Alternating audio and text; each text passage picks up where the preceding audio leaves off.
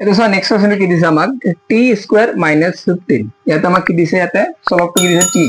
t square minus 15 বুঝি পাইছা ইয়াতে আমাক কি কৰিব লাগে ইয়াৰ শূন্য উলিয়াব লাগে সাপোজ x + 2 আমাক এটা বহুপদ দিছে ইয়াৰ যদি শূন্য উলিয়াব কয় শূন্য মানে কি x ৰ এনেকুৱা ভ্যালু যেটো ইয়াত বহুবাৰ পিছত ইয়াৰ ভ্যালু আমাৰ কি হৈ যায় শূন্য হৈ যায় ওকে সো ইয়াৰ পৰা কি হ'ব এক্সাৰসাইজ কি বহুৱালে ইয়াৰ ভ্যালু আমাৰ কি আহিব শূন্য আহিব সো আমি ইয়াত x ৰ এনেকুৱা ভ্যালু যেটো ইয়াত বহুৱাৰ পিছত কি হ'ব লাগে 0 সেই কাৰণে আমি পলিনোমিয়ালটো কি কৰি দিও 0 লগত কম্পেয়াৰ কৰি দিব লাগে ওকে ইয়াতে কি বহুপদটো দ্বিঘাত দিছে তো ইয়াক আমি কি কৰিম 0 লগত কম্পেয়াৰ কৰি দিম ওকে তো ইয়াত যদি আমি 0 লগত কম্পেয়াৰ কৰি দিও কি হ'ব চোৱা t square minus 15 equal to কিমান হ'ব 0 কিমান হ'ব 0 ইয়াতে চোৱা ইয়াতে তুমি দুটা পদ্ধতি কৰিব পাৰিবা মই দুটাই শিকাই দিম তোমালোকক তো কি আছে ইয়াতে t square minus 15 equal to কি আছে 0 ইয়াতে যদি আমি t স্কয়ার উলিয়াই লও t স্কয়ার কিমান হ'ব ইয়াতে এটো কি ইয়াতে মাইনাস ইপিনে গলে প্লাস 15 এটা চোৱা ইয়াতে স্কয়ার আছে স্কয়ার আমাক তো স্কয়ার না লাগে আমাক t লাগে অকল ওকে স্কয়ার টু যদি ইপিনে উঠাই দিও ইপিনে কিমান হৈ যাব আমাৰ ইপিনে স্কয়ার উঠাই দিলা ইপিনে কি যাব প্লাস মাইনাস √ 15 সেখানে তোমাকে জানাই এখানে পরে যদি আমি স্কয়ার উঠাই দিও আর ইপিনে কি লাগে যায় রুট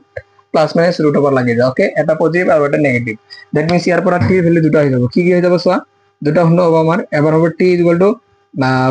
প্লাস √ 15 আর এটা হবে t ইকুয়াল টু কিমান হবে মাইনাস √ 15 তো দুটো হলো পালু ওকে এটা প্লাস √ 15 আর এটা মাইনাস √ 15 ওকে তো ইয়াত তুমি যদি আৰু এটা মেথড কৰিব খোজা মেথড মানে ফৰ্মুলা ইউজ কৰি এটা কেনে কৰিব পাৰা সোয়া অর এটা কি আছে t স্কয়ার মাইনাস 15 আছে তো t স্কয়ার মাইনাস 15 আমি কেনেকে লিখিব পাৰো এটা সোয়া কেনেবা লাগি আছে না ক্লাস 9 এ তোমালোকে এটা ফর্মুলা পাইছিলা না a square minus b square এনেকে পাইছিলা না a square minus b square formula কি আছিল আমাৰ a plus b into a minus b এনেকে আছিল না এনেকে ফর্মুলা পাইছিলা মনত পেলাও অলপ ট্রাই ওকে সো এনেকে ফর্মুলা আছিল সো ইয়াক যদি আমি এনেকে ফর্মুলা লব লাগে সো ইয়াতে t স্কয়ার এটো আছে বাট ইয়াতে 15 টু স্কয়ার নাই 15 এর বর্গমূল আছে নাকি নাই বা দশমিক আছে এটো না লাগে 15 এর কিন্তু বর্গমূল নাই ওকে যেহেতু নাই তো আমি এনেকে লব লাগিব এক স্কয়ার বনাব লাগিব যাতে এই স্কয়ার কোয়ার্টার পিছতে ইয়াতে কি থাকে 15 এ থাকে এটা সো ইয়াক যদি আমি এনেকে কৰো যে t স্কয়ার মাইনাস 15 যদি আমি স্কয়ার লগাই দিও তাহলে কি হৈ যাব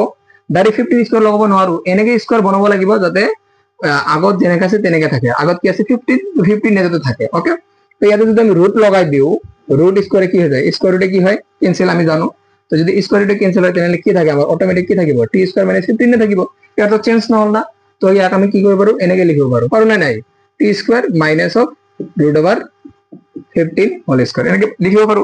বুজি পাইছা কিবা পাৰো আৰু চোৱা ইয়াতে স্কয়ার রুটে ক্যান্সেল হ'ব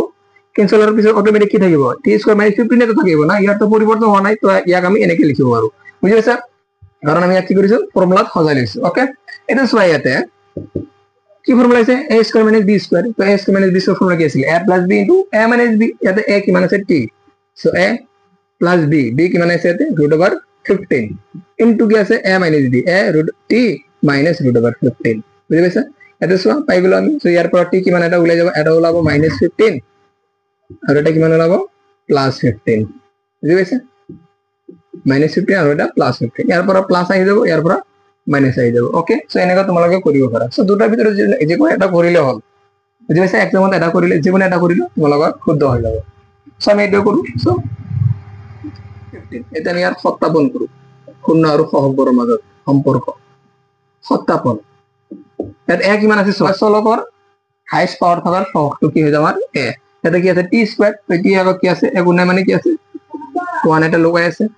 b কিমান আছে ইয়াতে b মানে কি সাপোজ ইয়াৰ আর হেতু লিখিলো a square plus x square plus bx plus c b মানে কি ইয়াতে x এর সহগটো সো ইয়াতে নাই বুজি পাইছা নাই মানে কি ইয়াতে 0 হৈ যাব okay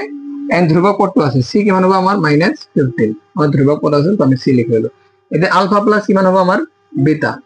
ULFA plus beta formula কি আছে -b/a এটা দেখাব লাগে আমাৰ সো আলফা কিমান আছে ইয়াতে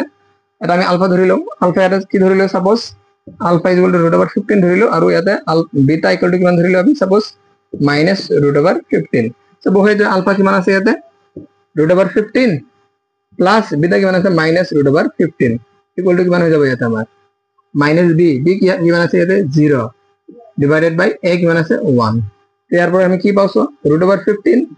তো প্লাস মাইনাস কি যাব -√15 = কি আছে যিকোনো সংখ্যা যদি আমি যিকোনো সংখ্যাৰে 0 হৰণ কৰিলে কিমান হয় 0 এসো √15 এর পর √15 বাদ দিব লাগে সেম সংখ্যার পর সেম সংখ্যা বাদ দিলে কিমান হ'ব 0 0 = 0 বুজি পাইলা এটা চোৱা ইয়াতে আমি আলফা ইনটু বিটা কৰিব লাগে আলফা ইনটু বিটা কি আছিল c আপন a তো আলফা কি আছে √15 ইনটু বিটা কিমান আছে আমাৰ -√15 ইকুয়াল টু c কিমান আছে ইয়াতে চোৱা -15 ডিভাইডেড বাই a কিমান আছে 1 ওকে এটা চোৱা আমি কি জানো √15 দুটাই সেম সংখ্যা সো মাইনাস আছে মাইনাস 10 কম আগত লৈছো সো এটা সো -√15 ইয়াতে √15 সো -2 থাকি গল এটা সো √15 সেম তো এই আমি কি করব পারো কমন লব পারো তো কি হবে √15 হোল স্কয়ার ইকুয়াল টু কি আছে তলত 1 মানে একো নাই কি হবে তলত 1 থাকলে কি হয় চাইলে সো 15 -15 লিখিব পারো এটা সো ইয়াতে √আৰু স্কয়ার কি হয় ক্যান্সেল তো কিমান থাকি যাব -15 ইকুয়াল টু -15 এটা মানে কি যাব 57 হয় ইকুয়াল আছে বুঝি পাইছা